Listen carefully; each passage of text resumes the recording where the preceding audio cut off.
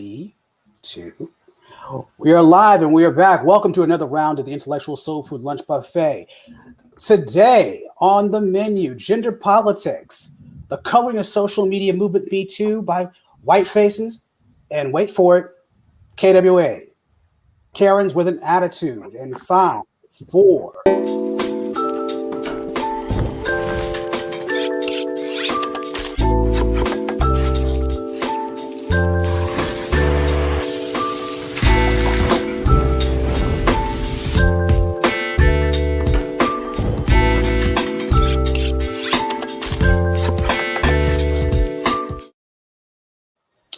Welcome to another round of the Intellectual Soul Food Lunch Buffet.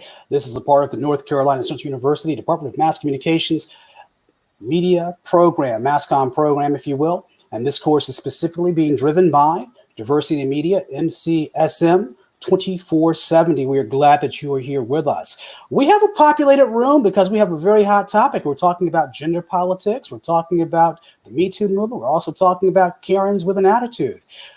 We have some serious guests with us today. We have a guest coming to us from Alabama. We have a local guest, but they are both Black women PhDs. We are always happy to see them in the building. I'm going to pivot to them. We have Dr. Simone Bird. Check in for us, please. Checking in. Is there anything else you want me to say? Tell us about who you are, what you do.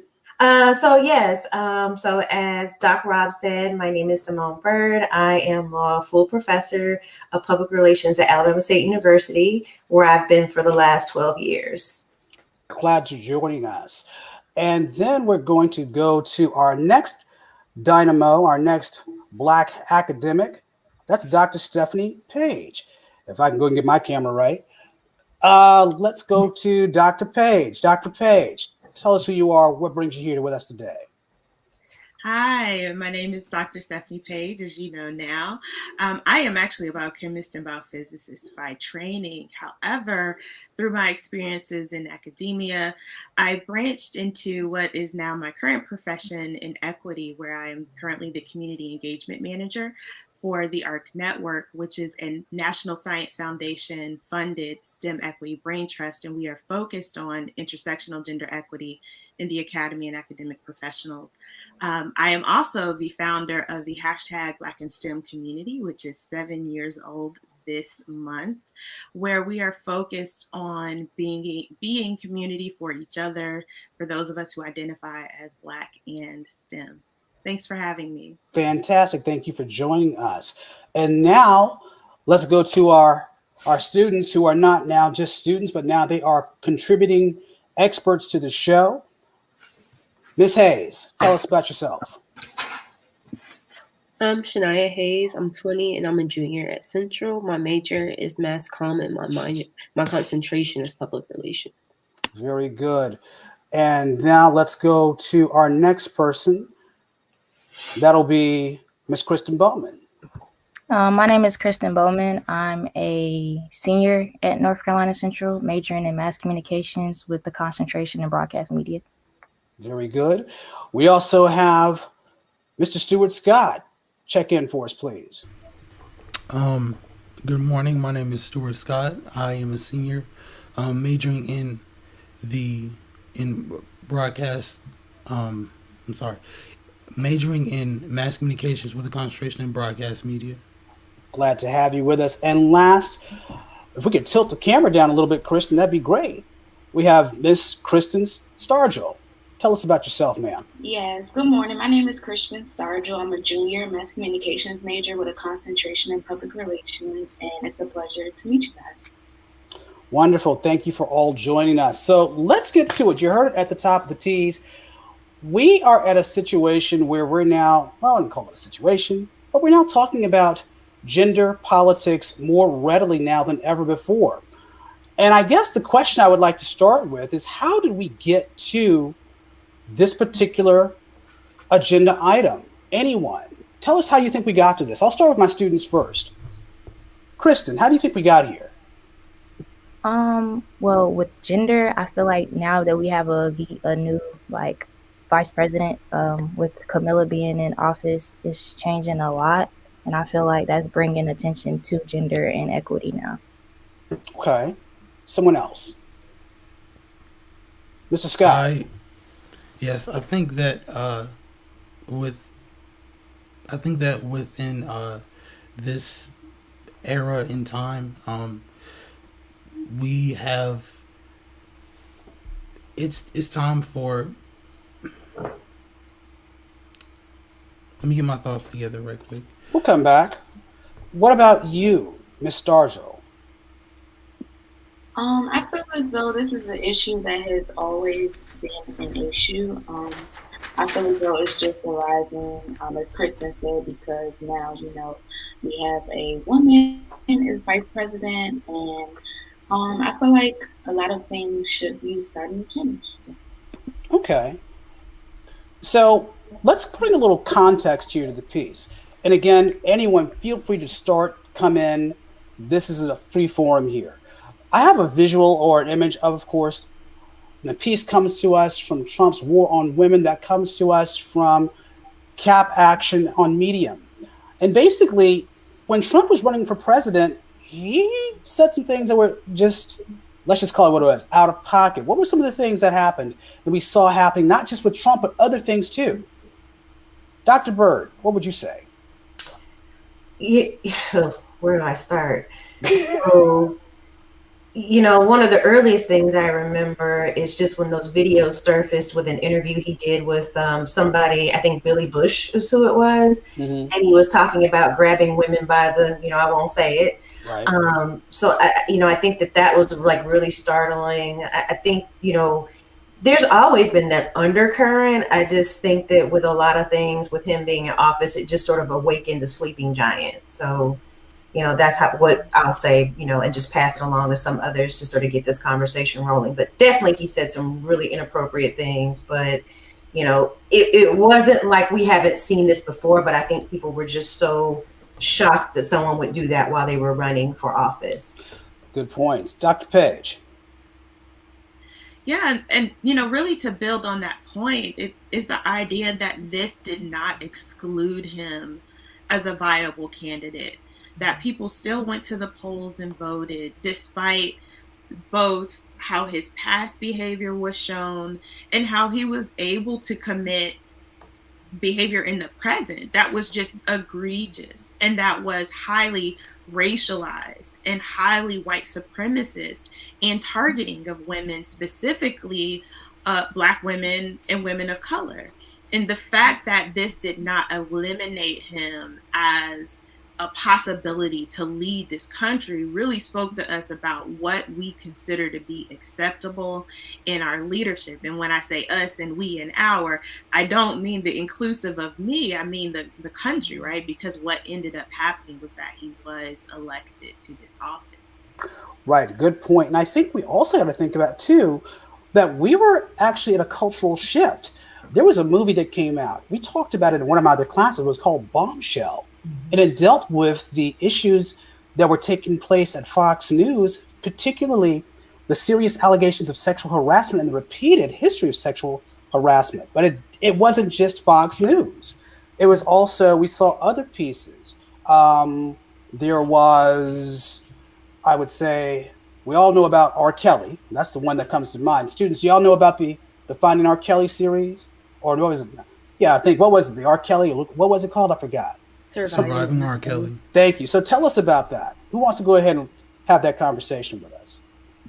What was it? R. Kelly was a documentary on Lifetime about women coming forward about the things R. Kelly had done in his career and just how he got away with all these things, how many people were in on it and how many people knew what was going on and how they let that go on. So that was what the whole documentary was really about. Right. I think the piece, when you talk about the whole surviving R. Kelly piece, it was not just him. I think the other thing, another person we think about R. Kelly is also the Weinsteins.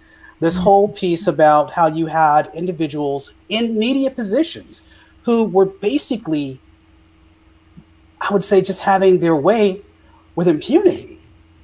What do you all think about that? I mean, this is our American media system behind the scenes at work.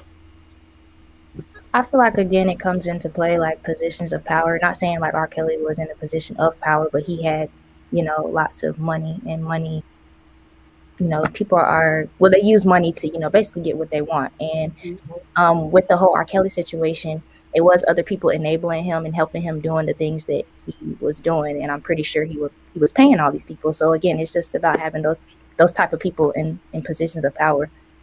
Do you think that, well, let me ask this as a general question. We have a studio audience as well as we have an audience who may be watching. Feel free to ask us questions. We'll get to them as we can. Students and even guests, is R. Kelly still in your playlist?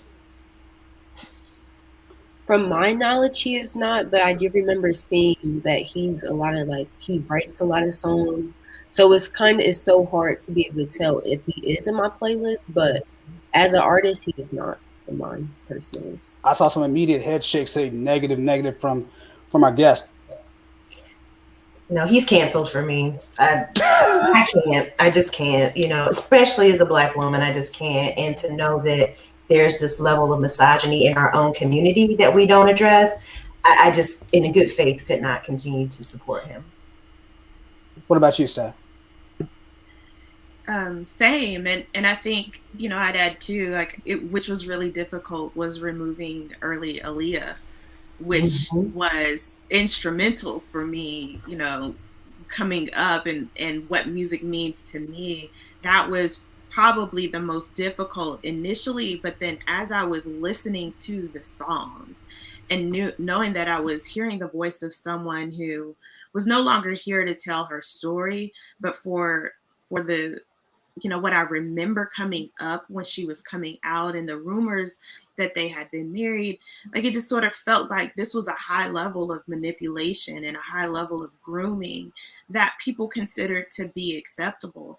And one thing that I really truly feel we are still dealing with is the lack of protection that Black girls and women, including Black trans girls and women, get from our community, and that lack of protection and that lack of worth and valuation, such that we are not subjected to these types of behaviors that have long-standing impacts on our emotional and mental well-being, and that oftentimes we are placed in positions where people are empowered over us, and whether it's connected to our survival or to our success, and what that means and what that communicates as a long-standing behavior.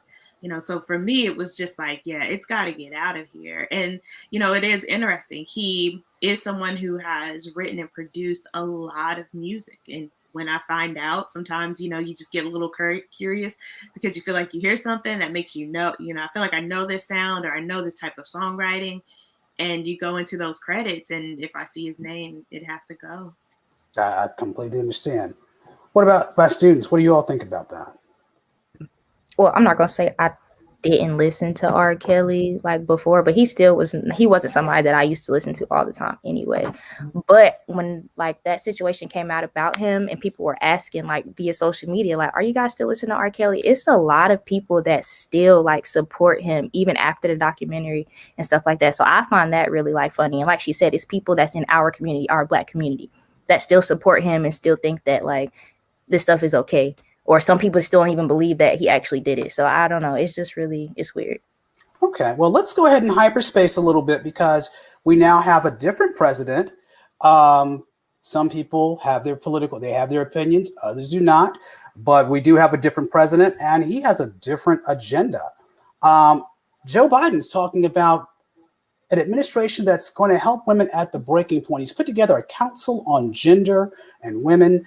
Tell me what you know about that. What do you think about that along the lines of gender politics?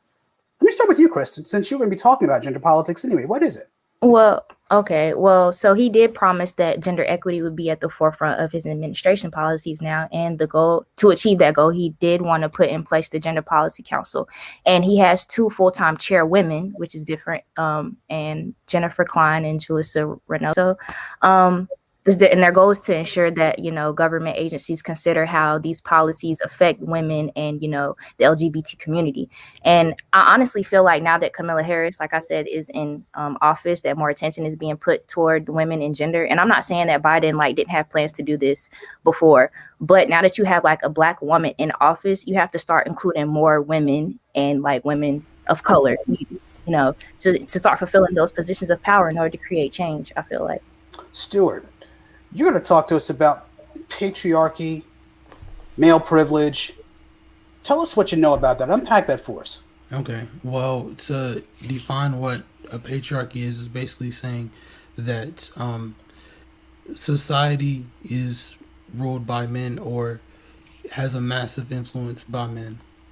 Okay, and compare that, let's say, to feminism. Okay. So basically, feminism, its goal is to, I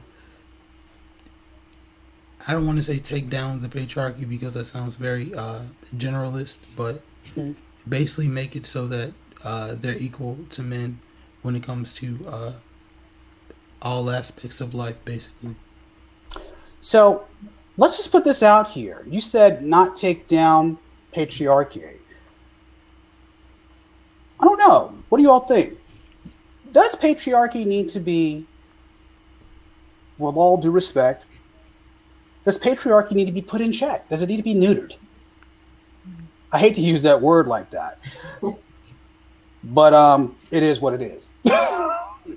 Should we, and I don't want to say war on patriarchy, but do we need to put male privilege and patriarchy in check? I think the guests are trying to give the students an opportunity to chime in first, because I know they have opinions already. I'll start with Kristen. I do think so, and I say that because like the whole toxic masculinity thing is something that goes on, like especially when it comes to women. Okay, so now what is toxic masculinity? Break that down for us. Toxic masculinity is basically when a male they just feel like they're male. What's the word I'm looking for?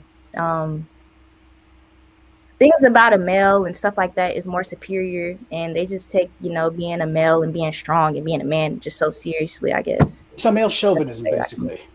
Yeah. Okay. So I do feel like in that sense, yes, because it's just lack of protection for women as a whole.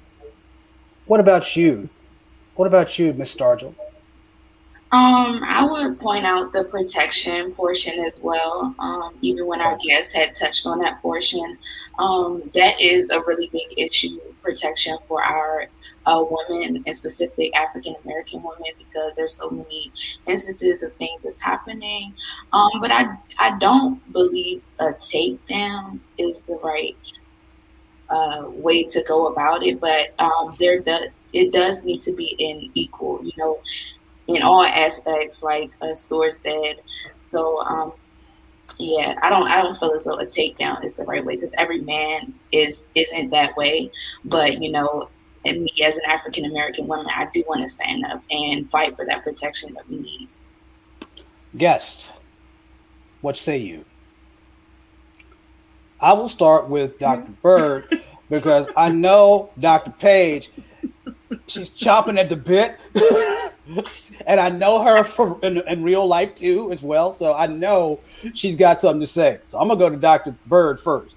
Well, actually, I'm still gathering my thoughts. So I would say let's court. Go ahead, Stephanie. Go ahead, Dr. Page. Go ahead, Dr. Page. Well, I think, outside of being in more casual settings, I think it's important to me to kind of really anchor definitively how I see patriarchy, and not how I see it, but just in the scholarship around patriarchy, what it really is. Right. It really is when a society is rooted and grounded, not just in the interests of men, but men reflecting power and wisdom and being privileged, because how that society is built and functions really focuses and centers on male, ideals around meeting the needs of men, and so then the structure is kind of built around that.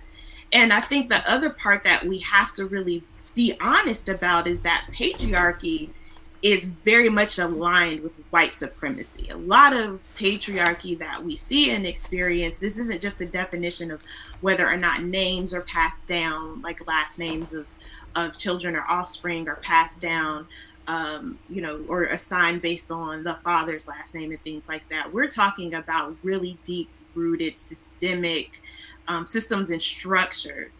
And a lot of patriarchy is aligned with white supremacy. And we even see that when we talk about, for example, Black patriarchy, when we really look at some of the things that are assigned to Black patriarchy, there's a lot of alignment in language, even though we don't want to accept that. But that is just the truth of the nature of it. This is reflective of an oppressive space and machine.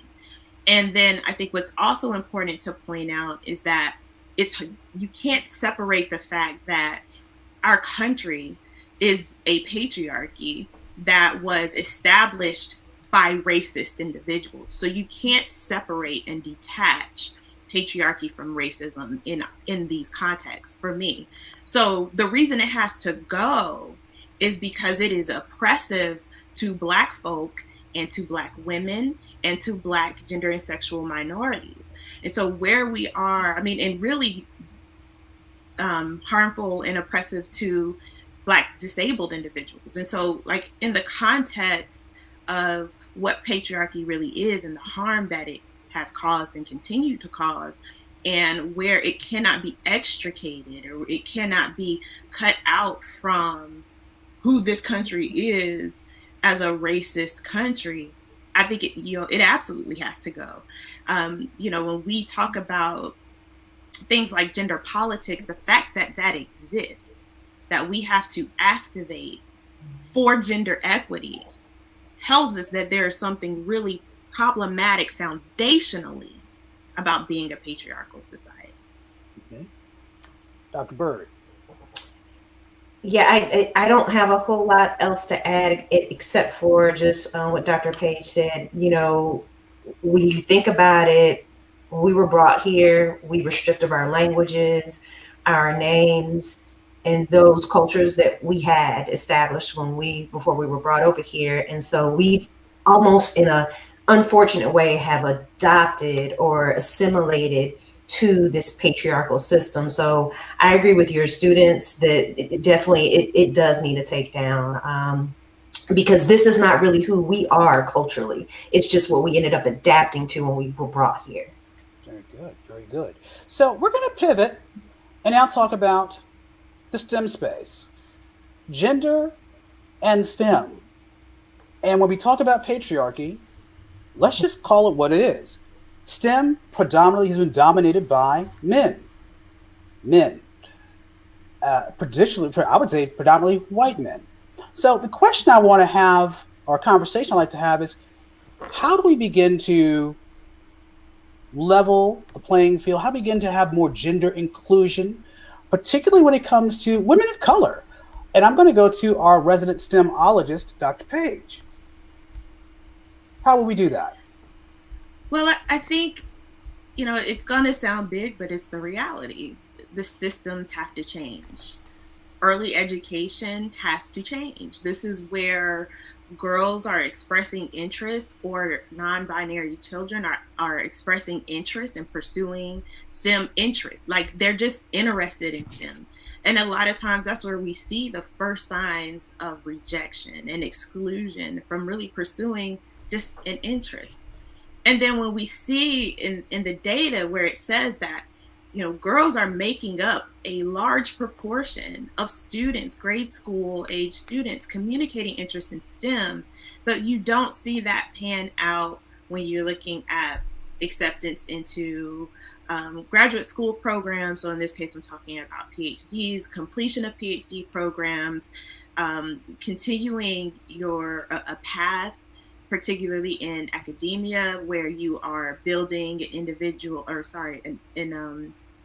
independent research enterprise.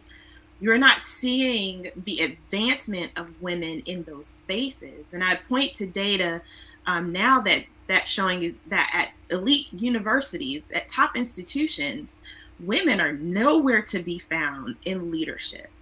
in some of these top institutions. They are not in the highest paid positions, which reflect the highest and most empowered positions.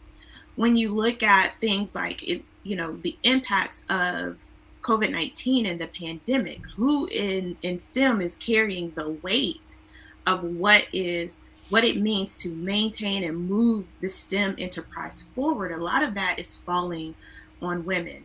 When you look at disproportionate value of service, but then who is doing that service? A lot of that is women, and particularly women of color. And so there's this not complex to me relationship, like we know it's there, we have the data. I think we need more intersectional analyses of this data, but really what it's going to take is these systems have to change. They must change. We cannot say we want to see racial equity or intersectional gender equity and just kind of tweak things a little bit. We really have to see a long-standing investment, and we have to see really disruptive practices based on evidence that will show that women can both be retained in these systems, be successful in these systems, and be retained and successful both by the currency of the system, but also by the currency of the individual. That's a powerful statement. So I want to actually continue the conversation, but I want to spin it in another direction along the lines of media and gender and representation. Because we had this conversation briefly at our last discussion when we did our show, and we were talking about gender as far as RTD and A, as far as Radio Television News Directors Association, and we noticed that we're not having that many women in the positions of news directors. Students, talk to me about this whole piece as far as women in our media structures, our institution as media. What are we doing? Talk to me about that, because it's just something I'm noticing that I think there's a gap. What do you all think about this? And you're all going into the business of mass comm. Who wants to start it off? Could you possibly rephrase the question for me? I was afraid you'd ask me to do that. I get lost in my thoughts. It happens. Simply put, as we know that there is a gap in the STEM area for gender equity, what are we doing also to take care of that same gap for gender equity in our media business? Do you think that there is a gap? Let's start with that. Do you think there's a gender gap in our business of mass comm? There definitely is a gender gap. Expand on that. When you just look at the news and stuff like that, you do see a lot more men watching the news than women. I think that will be my biggest thing. Okay, someone else. Stuart. Yes. I do think that there is definitely a gap when it comes to news directors, and just by and large, like every micro industry in the film industry. Mm-hmm. I think like majority of the time when I think of people in like black women in the film industry, I usually think of like costume designers or like very, very rarely writers or directors. Right. We are now beginning to see more with Ava DuVernay. We're beginning to see a lot more women, black women, who are doing the storytelling. I believe, and correct me if I'm wrong, but I think is it going to be Captain Marvel? That's going to be directed by a black woman. The sixth sequel, correct? Yes. So I think that's something, a big step. Go ahead, Sam. Dr. Al, yeah, I'm curious because I have your students here, and it was not lost upon me. I was so profoundly touched by Sylvie's Love and the movie. I don't know if everyone's watched it, where Tessa Thompson is playing the lead character, and a huge part of the plot had to do with her being a black woman and wanting to be a TV producer. Okay. And what really kind of stuck with me was that it reflected something that often happens in conversations with black women in STEM, which is where we find that through generations, things haven't really changed. But I was touched that this was a part of the plot, and that it was, her career goals and her identity. And then what was really amazing for me was that I watched it after I watched One Night in Miami. Yes, I was going to mention that. This is my girl. This is Regina King. Okay. And so there was, I felt a lot of emotions. So I'm just curious, to have this opportunity to hear, kind of piggybacking on your question from your students on kind of what those instances are like of seeing not just this representation in the stories that are told, but in the storytellers and who's running the story and who's developing the story. You running for my job. Go ahead, y'all, please. I love the question, especially with Regina King, because I did see One Night in Miami. She's got an Oscar nod in that somewhere, but go ahead. I feel like representation matters, and it really separates the difference as to like who's going to keep pushing forward in these type of fields and who's not. Because I know I did a summer camp with STEM one time in high school. There was literally no one in the room that looked like me. I was like one of the only few Black girls, one of the only few people with braids. So it just it made me super uncomfortable and not want to keep pursuing that type of thing, versus had I heard or seen more stories about people like me in these fields, it could have made all the difference as to had I gotten into that or where I am now. Now I'm in mass comm. So I think it does play a big part. Okay. So we're going to play Academic DJ right now, and we're going to go ahead and segue into the next topic, and that's the Me Too movement. So the Me Too movement, for those who don't know, that was basically a big part that came out of, or at least we thought it came from, the transgressions of President and candidate Donald Trump. But actually, according to the history, the Me Too movement took place in 2000, was going down and started in 2006. One of my students, I want you to go ahead and tell me about this. Okay, Dr. Robinson, I have the information on that, and you're correct. The Me Too movement phrase was first coined in 2006 by Tarnia Burke, and she's an advocate for women in New York and wanted a way to empower women who had endured sexual violence by letting them know that they were not alone and that other women had suffered from the same experiences. It was also reintroduced in 2017 by actress Alyssa Milano. She wanted a way to really encourage women and men to share their stories as well, along with Ms. Tarnia as a part of an anti-sexual harassment movement. So the results revived the movement, and they have been astounding ever since. People share their stories, which are accompanied by the MeToo hashtag on all different social media platforms. So her decision to reintroduce the phrase was prompted by a New York Times article, which you touched on, Dr. Robinson, in which Harry Weinstein was accused of sexual harassment. The New York Times article really outlines how, he was helped and also how he paid off sexual harassment accusers for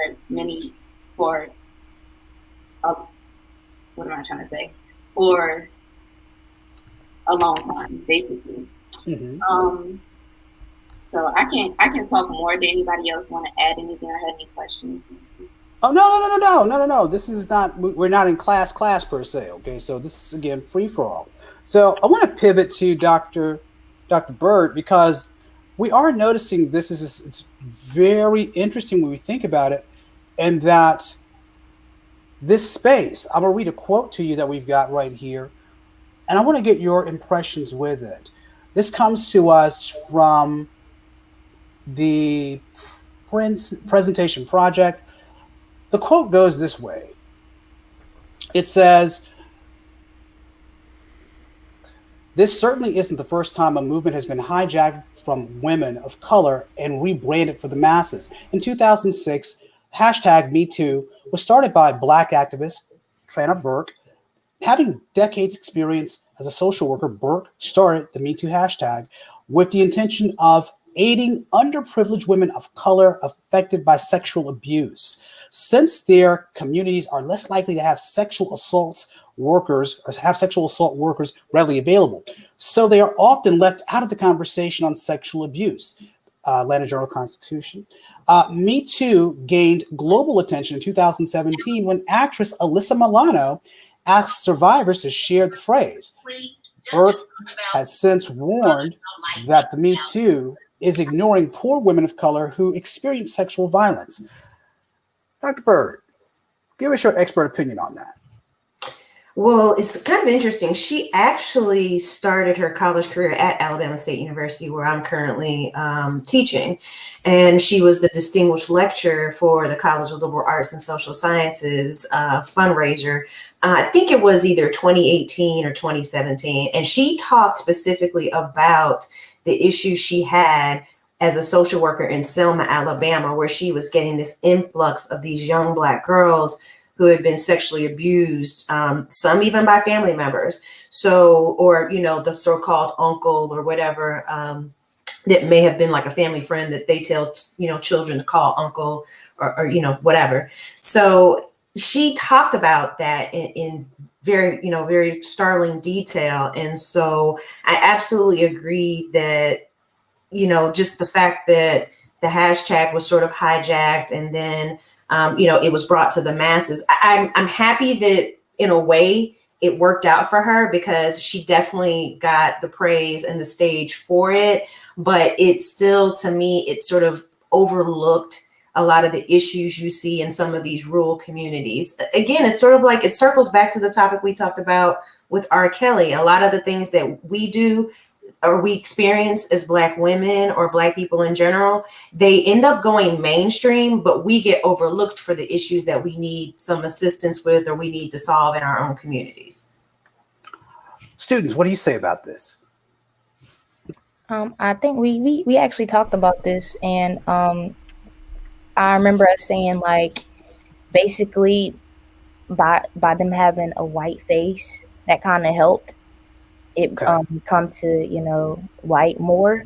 And that's just, I guess, as society, by Black people being a minority, especially Black women being a minority, it was hard to it was hard for, I guess, it to be believable for Black women. And when I say that, it's just, I don't know, it's just like a lot of different things that has happened in the past where like Black women are shamed for coming forward about being abused, and with white women it's just at the drop of a dime. If they say they've been abused, it's believable. So right. And I think it's important too, when you think about this whole notion of who is the quote righteous victim.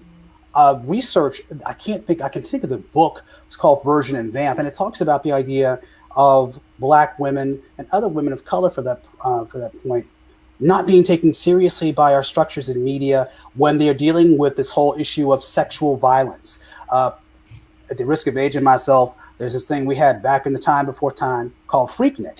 And during that time, you had a whole lot of carrying on. It's like Biker Week and Freaknik are basically one and the same. But the question is that you had all of these acts of sexual violence, and the police would not listen to them because they were saying, well, you were wearing it, you asked for it. Or they had this whole notion that, well, this is just a Black woman. Black women are hypersexual anyway. So this whole logic, if you will, is extremely flawed. But I think the other thing that I want to add to this, and I'm sorry, I don't want to monopolize the show, I'm not going to, is this whole notion again about white privilege. And we look at this notion of white privilege. Do you think that white privilege was something that was used to hijack the Me Too movement? Or even the Say Her Name, or even Black Lives Matter? Did white privilege co-opt this? Anybody? If I could respond, I think it's important to really look at the fact that, to me, this is respectability. This is elitism. This is really using whiteness as a lens through which value for human lives are assigned. It impacts the lens. I'm kind of at a loss for words because it's something that I think gets really overlooked not in this conversation today, but in the broader conversation, which is, who do we believe is worth protecting? Who do we believe is worth holding up?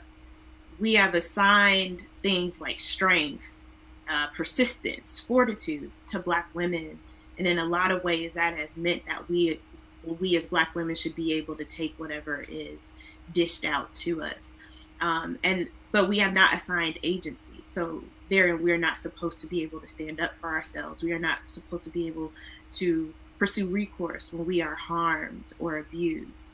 And you see it in STEM too, right? Where the white woman who started the Me Too STEM movement was also abusive to Black women and harassing of Black women and other women of color, and even donned the mask of, in a fake account, presenting herself as a woman of color in order to attack other Black women and women of color. And so, but she had so much time and space to operate in that way. And that does not negate or say that the abuse that she experienced was not real and true, but it also showed this duality of what she was also able to empower herself to do. And I think it, as we have this conversation and as we continue to think on and choose our modes of activism around this conversation, I think it's important to really highlight that. When Zora Neale Hurston called Black women the mule of the earth, that thing sat with me when I read it in the book the first time. And it really sat with me that we don't really think of Black women as being in possession of ourselves, of having agency, and then therefore what Black women create does not belong to us. And so, I think too about body positivity and the fact that Stephanie Yeboah really was instrumental in giving people the language around it, but her name is never said in these spaces. I think about the fact that we have to have entire movements around citing Black women, like giving us credit for what we've developed. When you talk about diversity, intersectionality, these terminologies that were developed around the conditions and circumstances of Black women. But as the work of quote unquote diversity and intersectionality has moved forward, Black women have not experienced the benefit. So in expanding, we've been left out. And so therefore it's not really expanding, it's co-opting, right? Mm-hmm. And I think that's it's the nature of the beast, which is for me why I think we have to kind of go back to thinking about really disrupting these systems. Students. Oh, go ahead, Simone. I'm sorry. And Doc, can I just say something to trail into Dr. Page's comment? This approach, this discussion and the things that we're experiencing, it's literally killing us as Black women. And, that's why you see this emphasis on self-care, and sometimes self-care just isn't getting a massage. Sometimes self-care is just getting away from people who are toxic for you or who are negative. And I think about a recent piece that I read on Facebook, and I will have to look, Doc, and let you know if it's a legit article or somebody wrote a post. But you said it is legit to me. But the post was meaningful because it was about Serena. And some of you may know last week she lost to Osaka. And, the commentators keep talking about this one more championship she needs to be considered the greatest of all time. And the person was just saying, she's already the GOAT. Okay. And for some reason, she feels compelled when, she doesn't really need to prove anything to anyone. She's amazing. And her legacy will go on for many years to come. And it was just this statement about this woman had these complications with her pregnancy. She's had a hard time sort of getting back to the top. And she doesn't owe us anything. She doesn't, owe anyone anything. And she's already proven herself to be great. But there's just this feeling that you have to keep chasing. And I connected with that just as a Black woman, because sometimes you just feel like you need another degree, you need another certificate, or you just need something else to put behind your name or to prove something when we don't even get to enjoy the fruits of our labor. We have a question that just came in. One of our students, she wanted to raise this question. I'm just going to let it hang out there for anybody who wants to get it. Ms. Kyaku says, thinking about society now, do you think the strong Black woman notion does more harm for Black women than good? I personally think it does. I think it's a term we reclaimed as Black women just to like make ourselves feel better a bit about like all the stuff we have to deal with every day in society. But I do think the term is not a good term overall. It's just something we kind of just reclaim to make ourselves feel good about things. Okay. Anybody else? I like the question. I appreciate the question. Thank you for raising that. As much as I don't want to, I think we do need to have this talk, though, about toxic femininity. And when we have toxic femininity, I think we have to talk about the last piece of our program, the Karen. So who would like to go ahead and just unpack Karen for us? Who would like to have that privilege? Or that privilege, if you will, or good luck. May the force be with you as you do it. Who'd like to do it? I'll do it. Thank you, Stuart. Okay. So Karens are women, usually white women, who, whenever something happens or something that they're not the focus of or something that they just don't like seeing, they take control of a situation and make it worse. Okay. That's a very good start. I appreciate that. So I'm going to drop a name on you. And I want to see who gets it first. Maya Ponsetto. Who is Maya Ponsetto? Is that, I don't know if I'm right, is that the girl that assaulted the guy and his son? That's right, Johnny. Tell her what she's won. Keep going. So they were at a hotel. Apparently she was in an Uber. She came back into the hotel and just picked the two first Black people that she saw and said that the little boy, he was like 14, 13 or 14, stole her phone. And he was with his dad, and he kept telling her, like, this isn't your phone, never seen you before or whatever. But aside from her going nuts and ballistic, the hotel manager was taking her side and didn't even know like what was going on in the situation. He was just, seeing the altercation and automatically took, the white person's side. And yeah, it got a lot of recognition. She even got interviews for this, and I didn't understand that either. Well, she was newsworthy. At the same time, I have to give Gayle King, that's a strong Black woman. Someone tell me why I say Gayle King was a strong Black woman in that interview. Just the patience that she had during that interview. Like the fact that this lady had the audacity to say, no, I don't want to talk about this anymore. I want you to ask me real questions. And she put her hand in the woman's face. I would say her body language was just very rude and showed her level of respect for Black people. Okay. Very rude. So let's just get down to the nitty gritty of what is a Karen, and why do we need to have a talk about the Karen? What is a Karen? Someone help me with that. Anybody? The definition I got from BBC is a middle-class white woman who exhibits behaviors that stems from privilege. I think that hits the nail on the head. Right. And if we take a look at this particular image that we had earlier, someone walk me through this particular image. What is it? You have this woman who is holding a gun and defending actually, it's that someone tell me, what is this that we saw? What is this? Is this the incident? Was her husband accompanying her also? There he is right there. See him right there? I can't.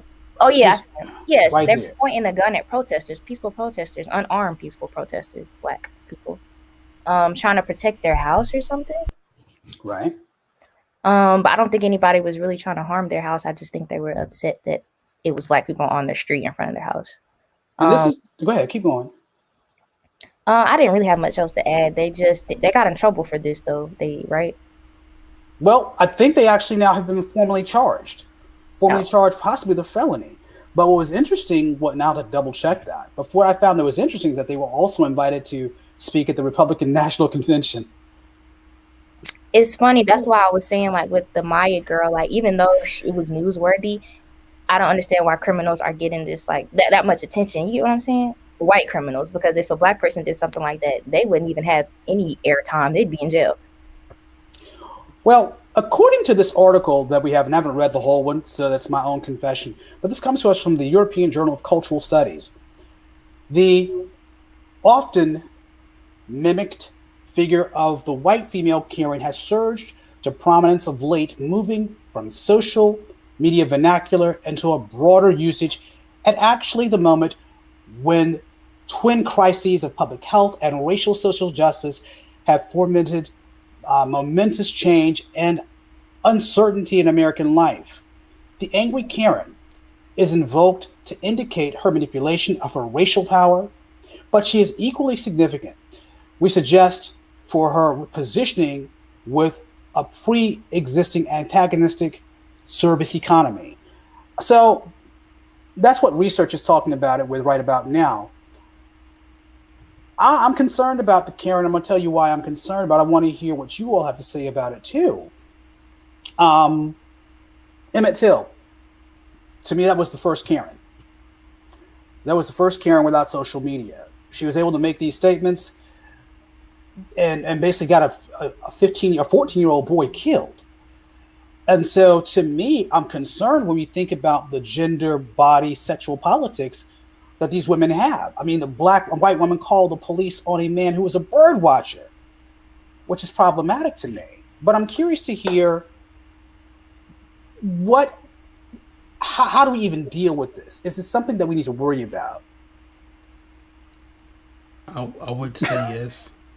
Yes, very much so. Because how do I say this? Like with Emmett Till, right? The power of words are powerful, and they are no more powerful than in a white woman's mouth. Right. Given what happened to Emmett Till, and frankly, probably a lot more other cases that we do and don't know about. Okay. Doc Page, you had something to add? Yeah, because I think, Emmett Till is the instance that made it to the news, and that has remained in our conscious as a country and as a collective communities of Black folk.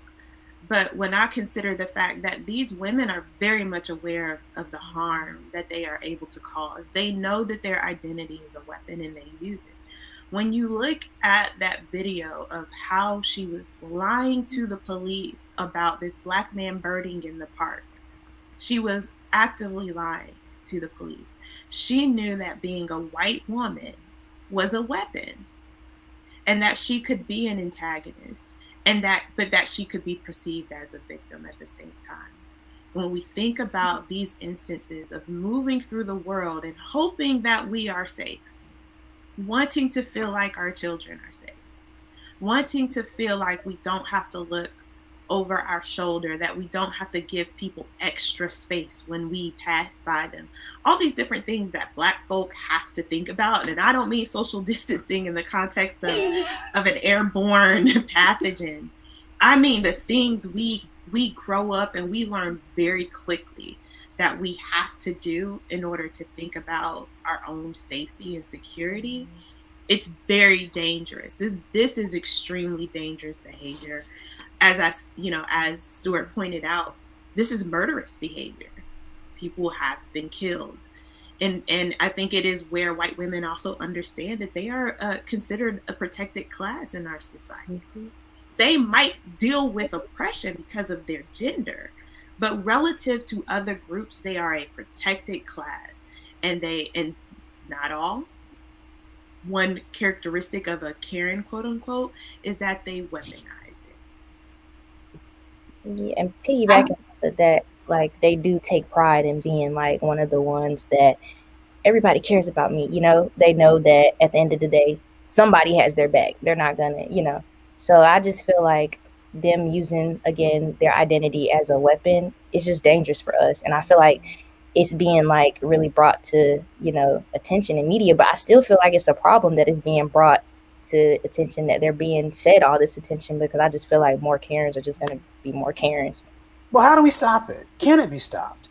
I mean, is there a way? Because we have social media, and to be honest with you, it's getting to the point now, I hate to say I'm getting desensitized to it, because we see so many of them happen.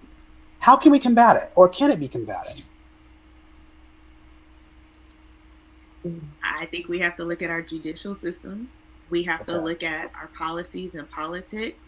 We have to look at the standards that we establish for how we operate, because this is something that's pervasive. When you think about, I connect it to inequity in education. I connect it to inequity in our judicial system. I connect it to inequity in our policy and politics. How, which I do separate. I consider policy and politics to be very different. Politics to be very different, but intertwined a little bit. But also, there is something to be said for white folk taking responsibility for what they instill in their communities and in their kids. This is, there's a point where we can't control everything. We can't push everything. And call outs they have a place. But the reality of it all, and I think what was evidenced in that interview with Gayle, was the fact that not only was she disrespectful to Gayle, and not only was it very clear that Gayle knew that Gayle could not go through the computer on this young woman, that Gayle could not jump on the plane and say it all to me to my face. Like, Gayle knew Gayle couldn't operate like that, but Gayle also was probably aware of what Gayle could reveal and pull out of this young woman just in having an above board interview. But what also played out, and what also was informative to me, was how this woman was disregarding her attorney sitting right beside her. She did not even feel a necessity to follow legal counsel. And so that to me says that the space is bigger than activism that we can create in different spaces. There is a cultural shift that has to happen amongst white folk. And this is also one of those spaces where you say, look, we're tired of these performative, communications and holding up these banners. No, you need to work on your communities and your spaces and your people and your folk. Like, you have work to do here. And it's really like continuing to hold the feet to the fire and no longer allowing ourselves to be assigned the burden of transformation. Right. I'm showing images right here of course, the Capitol riot, and we have this. I'm going to call her a Karen because she is one. And the image she has the audacity to be an insurrectionist and then turn around the very same day after she's arrested saying she wants a pardon. Or you have these people who are the anti-vaxxers who do that, and really, just in my honest opinion, creates a very unhealthy environment for us all. But I trust that the future is in good hands with our students, our intellectual scholars. I want to thank you all so much for joining us. Did y'all have a good conversation today? Did y'all enjoy it? Yes. I had a blast. I really felt my soul was intellectually fed today. Some excellent food. I'm stuffed. I got a case of the intellectual itis now. I want to thank all of y'all for joining us. And again, a special shout out to our students, Stuart Scott, Kristen Bowman, Kristen Stargell, Sonia Haynes. Thank you for Shannon Haynes. Thank you. And of course, my intellectual, I call them not my intellectual bench, but my own personal hidden figures. Dr. Stephanie Page and Dr. Simone Bird, you all brought it in. Again, like I said, I've had some intellectual cornbread, so I'm gonna go smack my mama. It was just that good. Please don't let your mama hear you. She probably watched the show. She gonna call me. Russ, we gonna talk about that. So, But in the meantime, I want to thank you all so much. And everybody, again, thank you for being part of our program. We've enjoyed you. Join us back in a couple of weeks for another round of the Intellectual Soul Food Lunch Buffet, where we're going to have the students running the wheel. Until then, be well, be safe.